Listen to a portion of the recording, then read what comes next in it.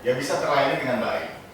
Saya rasa kita juga kalau dianggap perlu pimpinan dan anggota Komisi 3 melayangkan surat kepada BPJS Pusat agar BPJS Lebak bisa dievaluasi terkait kinerja pimpinan. Maka mereka bisa lebih lagi bekerja. BPJS Pusat yang sekarang Kementerian Kesehatan, saya rasa kita bisa sah-sah saja secara politik karena kita merupakan perwakilan masyarakat Kabupaten Lebak. Nah itu kesimpulannya, nanti kita coba dibuat formulasi apabila BPJS stagnan begini-begini saja. Apalagi saya pernah diskusi dengan salah satu rumah sakit swasta atau rumah sakit lain, ada ya keterlambatan pembayaran dan itu wajar lah. Ya mungkin itu pimpinan biar dengan BPJS selesai lah, nggak usah beli lagi. Ya lanjut pimpinan. Baik, terima kasih. Ya karena dia jauh di Lampung sana, mau pulang nggak ada uang gitu. Ini di kampung sana itu boro-boro Pandawa kata ibu tadi WA juga punya. Ibu berpikir pola pikir ibu dengan cara itu caranya sudah. Baik, untuk selanjutnya kami mau mendengar dari Bapak Kepala Dinas Kesehatan terkait masalah jam tersal yang disampaikan oleh Bapak Kepala Desa tadi. Saya kasih waktu kepada Bapak Kepala Dinas Kesehatan untuk memberi pencerahan kepada Bapak Kepala Desa semua. Kepada Bapak kami persilakan.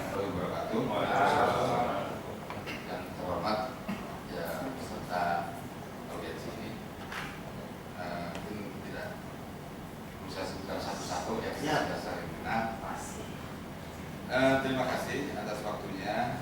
Nah sebenarnya juga saya rasa kita berkumpul di sini itu dengan tujuan yang sama. Betul. Nah kewajiban kita sebenarnya yang belum punya dan tidak mampu ini yang harus kita dorong sehingga SKTM ini sudah tidak perlu kita perdebatkan lagi dengan kami juga di tempat pelayanan baik itu di rumah sakit maupun di puskesmas kita juga enak melakukan pelayanannya. Dan sebenarnya juga sudah tidak ada perbedaan antara mana BPJS, mana umum. Karena sekarang itu rumah sakit itu dimodalinya, puskesmas itu dimodalinya dari BPJS. Jadi nggak ada pemisahan. Kalau misalkan masih ada asumsi, wah kami mati umum kemudian BPJS itu nggak ada sebenarnya. Karena hidupnya rumah sakit itu hidup karena 90% mungkin dok ya. 90% itu pendapatan dari BPJS. Jadi kalau tidak mereka mengabaikan peserta BPJS berarti akan rugi sendiri seperti itu.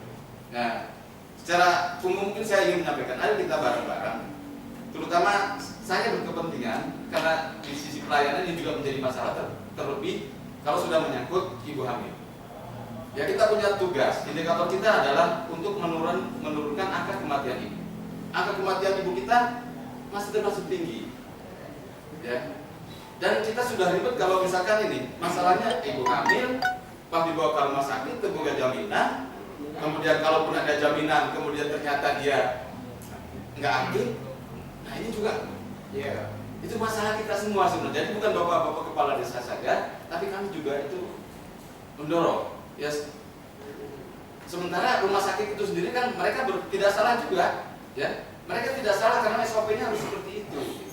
Tapi memang tadi coba kita kedepankan sisi kemanusiaannya, itu mungkin menjadi masukan buat kita, ya, masukan kita. Jadi tolong dulu lah, ya, terima dulu, rawat dulu, baru nanti bicara administrasi kemudian. Itu mungkin yang mungkin kita coba upayakan tapi seperti apa. Tapi saya sebenarnya ingin mendorong bahwa data itu kita punya. Sekarang mau apa tidak kita memulai benang kusut ini.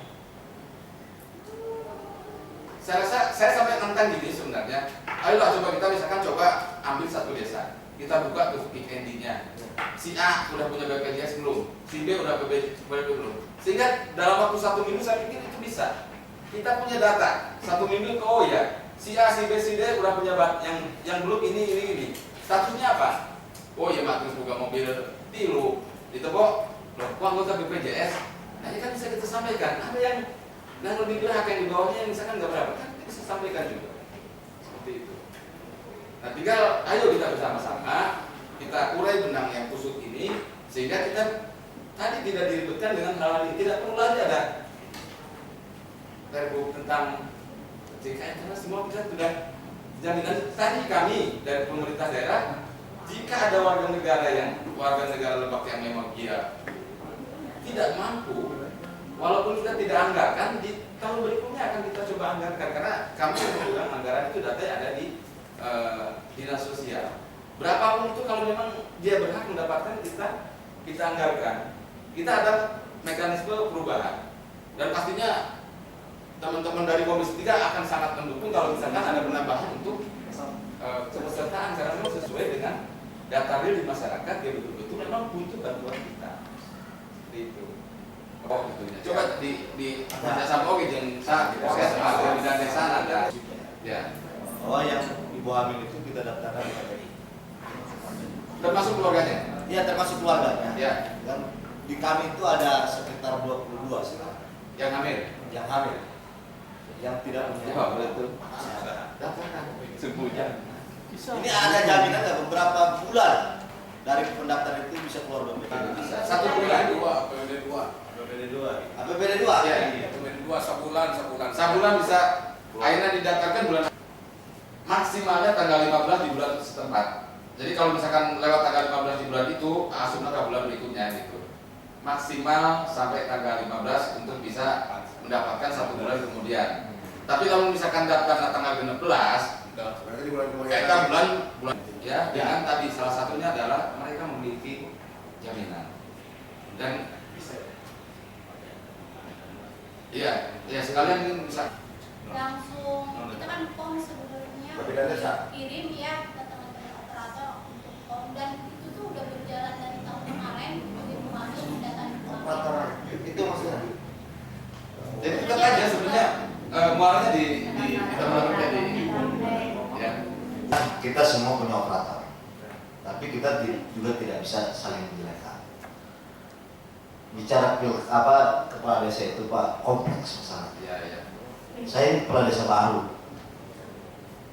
dan kalau boleh curhat, satu pun tidak ada kaum yang milih saya. Kan begitu ya. Jadi kan ini keharmonisan operator dan kepala desa ini juga harus kita pikirkan, dibangun juga. Tapi gitu ya, ini patah. Silakan, mumpung ada Pak Nah, Fadli. soal itu Pak Adis itu ya. Orang yang sudah masuk ke pesertaannya BPJS Mandiri yang notabene bayar kelas 3, ini dia nunggak. Jawaban BPJS ini kan harus dilunasi dulu tunggakannya baru aktif. Data yang kami tahu, masyarakat betul-betul tidak mampu, sedangkan mereka itu hamil. Nah itu bukan solusi untuk membayar tunggakan ujung-ujungnya sudah jarang dibayar. Nah ada solusi khusus lah.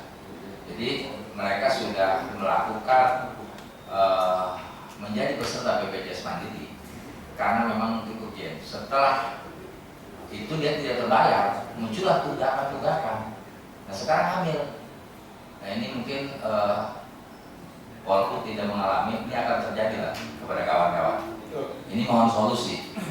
Karena saya sudah melakukan itu, akhirnya ADTA jalan 2 kali. Mesti bayar PPJ 2.700.000 itu bukan solusi. Ujung-ujungnya pasang jurus pamungkas Pak dari Kedarawan. Ini juga nanti ke depan ini mohon solusi. Jadi sudah nggak mampu, udah jatuh miskin, terus mau bikin PPJI. Yang menjawab siapa? PPJI. Penambahan peserta untuk ibu hamil dan anggota keluarganya 65. Dan di situ banyak data yang menunggak. Ajuan dari dinas sosial, saya yang menginputkan dan tetap terdaftar. Tapi mengajunya ke Dinsos. Ya, poin intinya untuk masyarakat yang ingin ditanggung oleh pemerintah, kami hanya menerima ajuan, Pak. Bukan kami sendiri yang menambahkan. Ajuan dari pemerintah daerah. Kalau memang PD Pemda tingkat 2 yang bertanggung jawab dinas sosial. Tingkat 1 yang bertanggung jawab provinsi.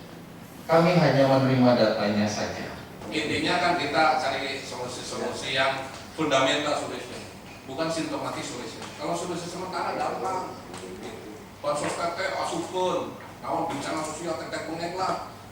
Tapi itu kalau kita ingat undang-undang nomor 31 tahun 99 tentang maladministrasi, ini yang paling mengerikan. Sebenarnya temuan BPK ini yang saya ingin berusaha kepala dinas ini Saya harus selamat, teman-teman kepala desa juga harus selamat. Ya, bukan kita mau gampang-gampang administrasi tanpa memperhatikan undang-undang dan regulasi yang ada.